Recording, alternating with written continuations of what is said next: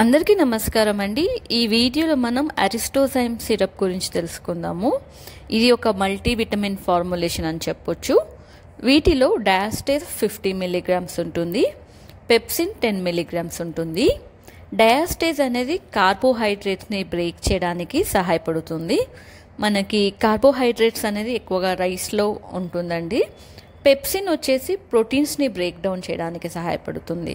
ఈ ప్రోటీన్స్ అనేది ఎక్కువగా గుడ్లు, ఆకుకూరలు, అలాగే ఫిష్లో ఎక్కువగా ఉంటుంది.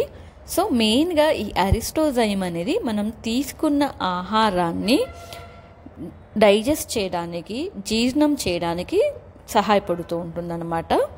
ఈ అరిస్టోజైమ్ అనేది సిరప్స్, టాబ్లెట్స్, క్యాప్సూల్స్, డ్రాప్స్ రూపంలో అందుబాటులో ఉంటాయి. బెనిఫిట్స్ వచ్చేసి ఇదివరకు చెప్పినట్టు అరిస్టోజైమ్ తీసుకోవడం వల్ల మనకి జీర్ణాశయం అనేది పెరుగుతుంది, ఇండైజెషన్ ప్రాబ్లమ్స్ అనేవి తగ్గుతాయి. అలాగే గ్యాస్ ప్రాబ్లం ఉన్నవారు, ఫ్లాటులెన్స్ ప్రాబ్లం ఉన్నవారు, అసిడిటీ ప్రాబ్లం ఉన్నవారు, ఇంటెస్టైనల్ పెయిన్, అలాగే డైజెషన్ని ఇంప్రూవ్ చేయడానికి, న్యూట్రియంట్స్ అబ్జార్ప్షన్ చేయడానికి అరిస్టోజైమ్ అనేది చాలా సహాయపడుతుంది.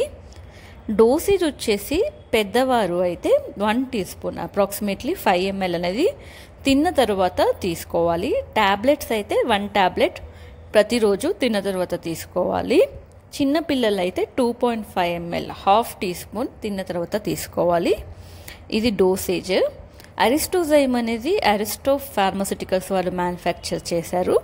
దీని ధర సుమారు 160 రూపాయల వరకు ఉంటుంది. సైడ్ ఎఫెక్ట్స్ అనేవి తక్కువగా ఉంటాయండి, కానీ కొందరికి గాబర్ అవ్వడం, మలబద్ధకం, స్కిన్ ర్యాషెస్ రావడం చూస్తూ ఉంటాము.